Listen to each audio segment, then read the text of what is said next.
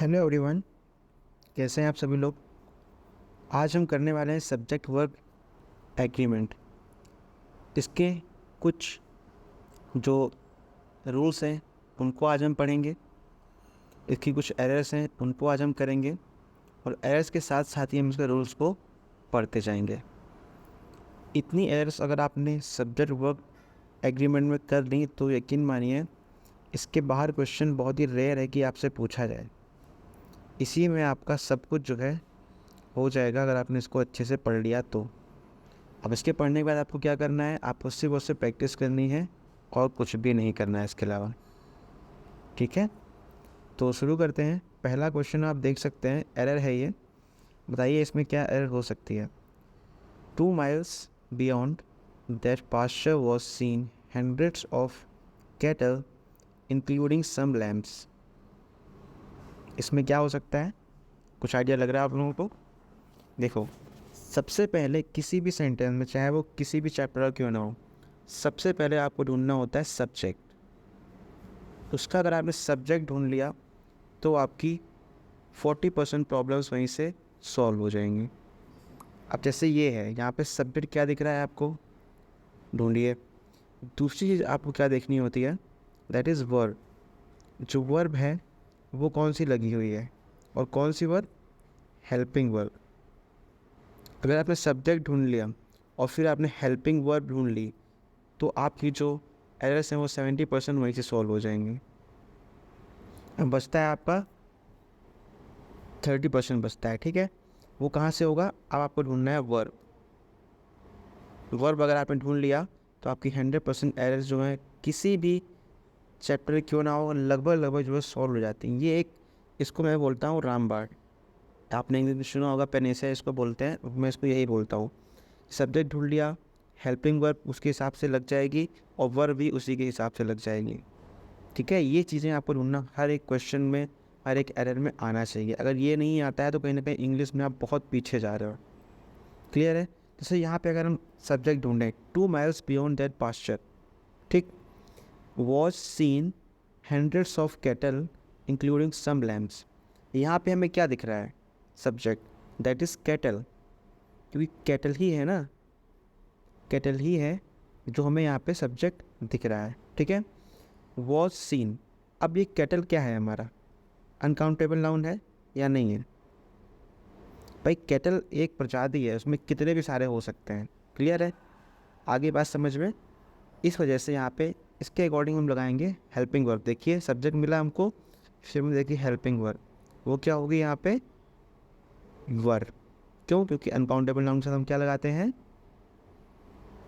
Helping verb हम plural लगाते हैं। तो इसलिए यहाँ पे कैटल के हिसाब से आपकी जो हेल्पिंग वर्ब लगेगी वो क्या हो जाएगी, वर्ब। तो आपकी एरर कौन से पार्ट में हो जाएगी, इस वाले पार्ट में, बी नंबर में, ये वाला जो बी नंबर का ऑप्शन है। ठीक है, तो यहाँ पे आपका वॉज की जगह वर्ब हो जाएगा। आगे बात समझ में, फंडा समझ में आया कैसे होती हैं एरर्स। ठीक है, तो ये बात आपको सब ध्यान रखनी है। सब्जेक्ट ढूंढो, हेल्पिंग वर्ब ढूंढो, उसका उसके अकॉर्डिंग वर्ब देखना। ये 3 चीज़ें बहुत ज़रूरी होती हैं। और भी कई चीज़ें होती हैं, मैं चल के आगे आपको बताऊँगा। जैसे कि रिलेटिव प्रोनाउन हो गया, अगर आ गया तो क्या करेंगे। रिलेटिव प्रोनाउन के बाद जो वर्ब आती है वो सब्जेक्ट आता है, वर्ब कब आती है, हेल्पिंग वर्ब कब आती है, सब्जेक्ट कब आता है, सारी चीज़ें भी आपको आगे चल के बताई जाएंगी। ठीक है, नेक्स्ट आपको एरर दे रहा हूँ ये, फटाफट बताइए कि इसमें क्या हो सकता है। इसमें एक सिंपल सा रूल होता है, आपको दिख रहा होगा यहाँ पे, एज वेल एज, ऐसे दिख रहा है आपको यहाँ पे। Ritu, as well as some of her friends, have fallen in love with Sonu, who is the eldest son of an SDO। ठीक है, नो एरर होगा या फिर कोई एरर है इसमें या नहीं है। सबसे पहले आपको यहाँ पे क्या ढूंढना है, सब्जेक्ट। सब्जेक्ट यहाँ पे क्या दिख रहा है हमको, एक तो रितु दिख रहा है और दूसरा सम ऑफ हर फ्रेंड्स दिख रहा है। ठीक, ये हमें दिख रहा है। लेकिन यहाँ पे क्या काम करेगा, यहाँ पे आपको एक रूल समझना है कि कोई भी 2 सब्जेक्ट अगर एज वेल एज के साथ जुड़े हों, एज वेल एज के साथ अगर जुड़े हों कोई भी 2 सब्जेक्ट, तो जो वहाँ पे जो हेल्पिंग वर्ब है, जो हेल्पिंग वर्ब है वो फर्स्ट सब्जेक्ट के अकॉर्डिंग आती है। यानी कि अगर ये फर्स्ट सब्जेक्ट है आपका, उसके बाद लगा हुआ है एज वेल एज, और फिर आपका आ गया सेकेंड सब्जेक्ट। ठीक है, तो जो आपकी आगे हेल्पिंग वर्ब आने वाली है वो आएगी आपकी किसके अकॉर्डिंग,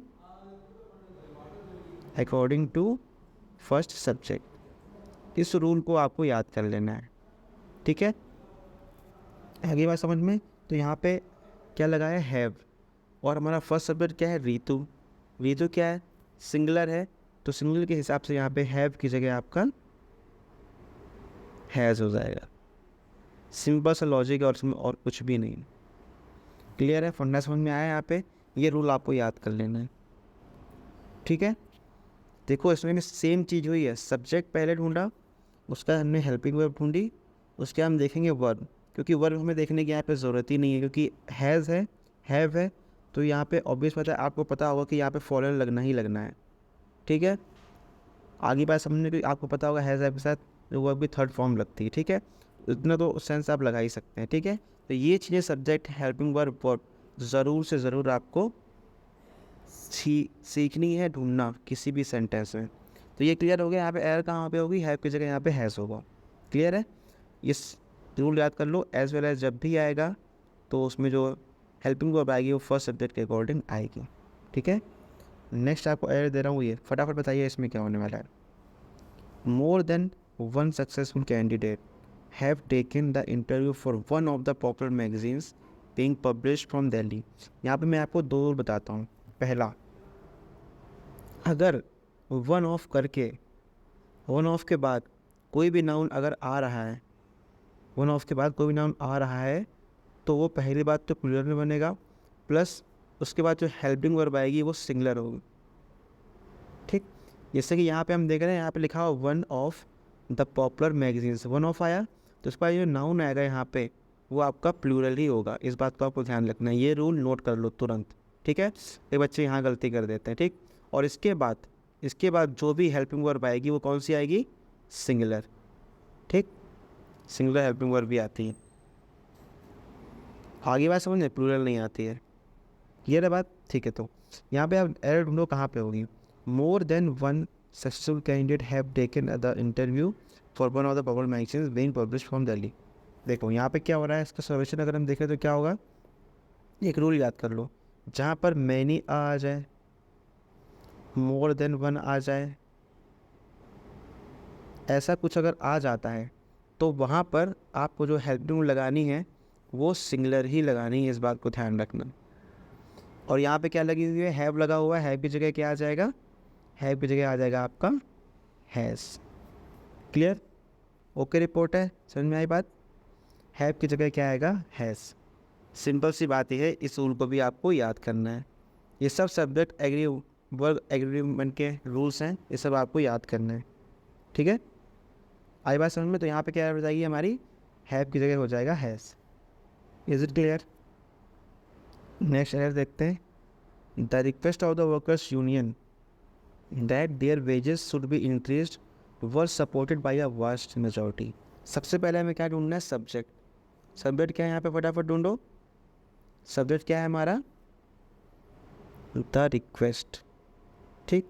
ध्यान रखना ऑफ के बाद जो आता है वो सब्जेक्ट नहीं होता, यही बात को ध्यान रखना। इस कैन नॉट बी सब्जेक्ट, इसको लिख लेना फटाफट, इस बात को याद कर लेना। ऑफ के बाद जो आ रहा है वो सब्जेक्ट नहीं हो सकता। आगे बात समझ में, ये सब्जेक्ट नहीं हो सकता किसी भी हाल में, ठीक। सब्जेक्ट क्या हुआ हमारा, द रिक्वेस्ट हो गया सब्जेक्ट। दैट देयर वेजेस, यहाँ पर सेकेंड सेंटेंस शुरू हो गया, their wages should be increased, उनकी वेजेस जो है इंक्रीज होनी चाहिए। ये सेंटेंस भी बिल्कुल करेक्ट है। देयर लगा, वेजेस लगा, वेजेस जानते हैं आप, उनकी जो मजदूरी होती है, उनको जो पैसा मिलता है वो। Should be increase were supported by a vast majority, यहाँ पे लगा है were supported by a vast majority, ठीक है। तो यहाँ पे हमें दिखा रिक्वेस्ट, ये हो गया हमारा सब्जेक्ट, ठीक है। सब्जेक्ट क्या हो गया हमारा यहाँ पे, द रिक्वेस्ट। तो इसके अकॉर्डिंग अगर हम देखें हेल्पिंग वर्ब कहाँ पे लगी है, क्या वो हेल्पिंग वर्ब शुड है, नहीं, ये तो इसकी हेल्पिंग वर्ब है देयर वेजेस की। क्या वो हेल्पिंग वर्ब वर है, हाँ यही तो है हेल्पिंग वर्ब इसकी। तो यहाँ पे वर की जगह क्या हो जाएगा, वॉज, क्योंकि रिक्वेस्ट एक सिंगुलर सब्जेक्ट है, इसलिए जो आपकी हेल्पिंग वर्ब आएगी वो भी सिंगुलर ही आएगी। क्लियर है। अब यहाँ पे बच्चे क्या क्या कन्फ्यूज होंगे, were supported by a vast majority, उन्होंने कैसे कन्फ्यूज़ किया आपको? वास्ट मेजॉरिटी दे करके या आप कन्फ्यूज़ करना चाहते हैं या आपको ये कहना चाहते हैं कि इसके अकॉर्डिंग उन्होंने वर्ड लगाया है, जबकि ऐसा नहीं है। वर्ड लगाया है आपका रिक्वेस्ट के अकॉर्डिंग, क्योंकि ये है आपका मेन सब्जेक्ट और ये है आपकी मेन वर्ड। ठीक है, मेन हेल्पिंग वर्ब ये है। क्लियर है? ओके रिपोर्ट है? आगे बढ़े? चलो, आई होप आप समझ गए होंगे इसको कि यहाँ पे वॉज होगा ना कि वर। क्लियर? नेक्स्ट है आपका एरर ये, along the northern frontier of India is seen the Himalayas mighty in their splendor। Same procedure है, ढूंढो इसमें सब्जेक्ट कहाँ पे है, फिर उसके अकॉर्डिंग देखो हेल्पिंग वर्ब कहाँ पे है। इतना ही देखना है आपको, वर्ब देखना है तो देख सकते हो। along the northern frontier of India, क्या ये किसी भी तरह से सब्जेक्ट हो सकता है? नहीं। Is seen the Himalayas mighty in their Splendor, यहाँ पे हमें सब्जेक्ट क्या दिख रहा है? हिमालयास। ठीक, सब्जेक्ट क्या है हमारा? देखो द हिमालयास पे आ गया। हिमालयास को हम एज अ प्लूरल यहाँ पे गिनते हैं। ठीक, और इसके अकॉर्डिंग जो आपकी हेल्पिंग वर्ब आई वो क्या आनी चाहिए? इसकी जगह आर आना चाहिए। इन्होंने क्या लगा रखा है? इस, तो यहाँ पे आपका इस गलत हो जाएगा, आर आपका बिल्कुल सही हो जाएगा। क्लियर है? और यहाँ पे सीन तो लगेगा ही लगेगा, ये भी यहाँ पे बिल्कुल सही है। क्यों सही है? क्योंकि ये सेंटेंस है आपका ये पैसिव में जा रहा है, ये भी ध्यान रखना, इसलिए यहाँ पे सीन बिल्कुल सही है। और इसकी जगह लगेगा आर, हिमालयास आ जाए तो आपका हमेशा प्लूरल बनेगा और वो आपका हेल्पिंग वर्ब लेता है प्लूरल। क्लियर है? ओके रिपोर्ट है? बात आ गई समझ में? कोई डाउट किसी भी तरह का? अगली एयर करते हैं, फटाफट आगे बढ़, फटाफट इसको करिए। क्या हो सकता है इसमें? द पब्लिशर सेस, पब्लिशर क्या है यहाँ पे? सब्जेक्ट है, सेस। ठीक है, यहाँ तो बिल्कुल सही है हमारा सब्जेक्ट हमारा, क्योंकि हमारा सिंगुलर है, सेस भी हमारा सिंगुलर बनेगा। ठीक है, दैट ये आ गया हमारा क्या? कंजक्शन है या फिर रिलेटिव प्रोनाउन है? क्या है? There is many important details to attend to before this book gets printed. ठीक है, यहाँ पे क्या लगा हुआ है? इस, यहाँ पे क्या है? Many important details. यहाँ पे सब्जेक्ट क्या है हमारा सब्जेक्ट है मैनी इंपॉर्टेंट डिटेल्स।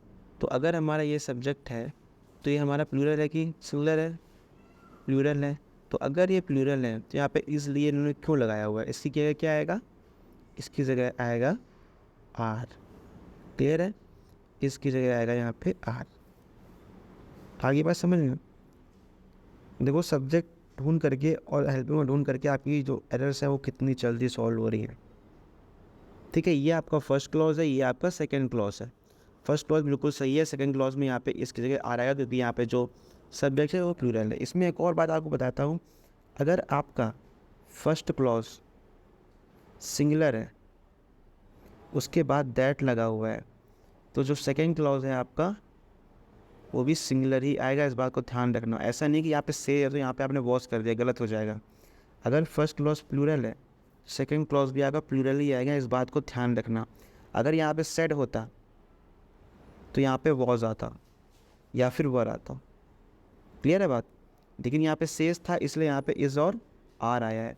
ये रूल याद कर लेना, बहुत ज़्यादा काम आने वाला है आपको हर एक सेंटेंस में। वेरी वेरी इंपॉर्टेंट है ये।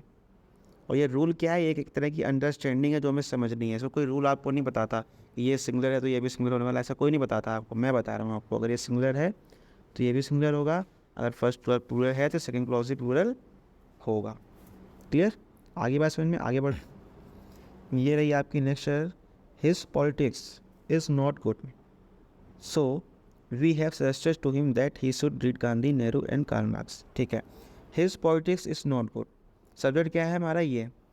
So we have, we subject है, हैव लगा है, वी हमारा प्लूरल में आता है, हैव हमारा सिंगुलर वर्ब लगेगी, ये भी सही है।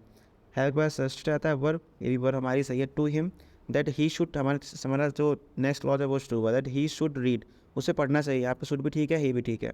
Read Gandhi, Nehru and Karl Marx, ये भी बिल्कुल ठीक है। तो गलती कहाँ पे है? देखो यहाँ पे एक रूल लिख लो फटाफट। किसी भी सब्जेक्ट का नाम अगर आ जाए, जैसे इकोनॉमिक्स आ गया, ठीक है, स्टैटिस्टिक्स आ गया, पॉलिटिक्स आ गया, मैथमेटिक्स आ गया,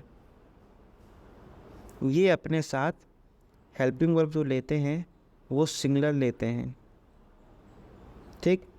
बट अगर यहाँ पर नॉलेज की बात आ जाए, अगर यहाँ पर लिखते रहना इसको, साथ में पेन चलाते रहना, पर यहाँ पर अगर नॉलेज की बात आ जाए तो वहाँ पे ये प्लूरल हेल्पिंग वर्ब लेते हैं, ठीक। जैसे कि अगर मैं ये लिखूँ कि economics is a good subject, या फिर इकोनॉमिक्स इज़ ईजी, या फिर mathematics is easy, mathematics is good subject. यहाँ पे इज़ बिल्कुल सही है, क्योंकि यहाँ पे हम नॉर्मल बात कर रहे हैं कि इकोनॉमिक्स कैसा सब्जेक्ट है, अच्छा है बुरा है, ऐसी बात कर रहे हैं। बट यहाँ पे अगर हम ये लिखते हैं इसकी जगह his economics is not good या फिर गुड, यहाँ पे हम क्या कर रहे हैं, यहाँ पे हम नॉलेज की बात कर रहे हैं। तो नॉलेज की बात कर रहे हैं तो वहाँ पे इसकी जगह क्या आएगा, आर। या फिर इसको एक और तरीके से याद कर सकते हो, जहाँ पे ये पॉजिटिव केस आ जाए और उसके बाद इकोनॉमिक्स, स्टैटिस्टिक्स, पॉलिटिक्स, मैथमेटिक्स ये सारे आ जाए तो वहाँ पे हेल्पिंग वर्ब प्लूरल लग जाएगी। लेकिन ये तो एक तरह से रट्टाफिकेशन हो गया। लेकिन मैं आपको समझा क्या रहा हूँ कि जहाँ कहीं भी नॉलेज की बात दिखी, ऐसे यहाँ पे क्या बात कर रहा है, हिज पॉलिटिक्स, वो कह रहा है कि उसकी पॉलिटिक्स जो है अच्छी नहीं है, यानी कि उसकी नॉलेज की बात ही तो कर रहा है। So we suggested to him that he should read Gandhi, Nehru and Karl Marx, क्योंकि उसकी पॉलिटिक्स अच्छी नहीं थी, उसको पॉलिटिक्स में अच्छी नॉलेज नहीं थी, इसलिए हमने उससे कहा कि आप गांधी पढ़ो, नेहरू पढ़ो, कार्ल मार्क्स पढ़ो। यहाँ पर नॉलेज की बात हुई है, इसलिए यहाँ पे क्या आएगा, पॉलिटिक्स के बाद यहाँ पे आएगा आर। अगर यहाँ पे होता नॉर्मल होता politics is not a good subject, तो यहाँ पे इस ठीक होता। बट यहाँ पे क्योंकि उसकी नॉलेज की बात कर रहा है सेंटेंस, इसलिए यहाँ पे इसकी जगह आर होगा। क्लियर? ओके रिपोर्ट है, आगे बढ़। चलो नेक्स्ट करो फटाफट ये वाला। Just outside the hotel is 2 bars, extremely beautiful as well as crowdy. अब यहाँ पे आप होने वाले हो बहुत बुरी तरह से कंफ्यूज, आपको क्योंकि क्या दिख गया, एज वेल एज।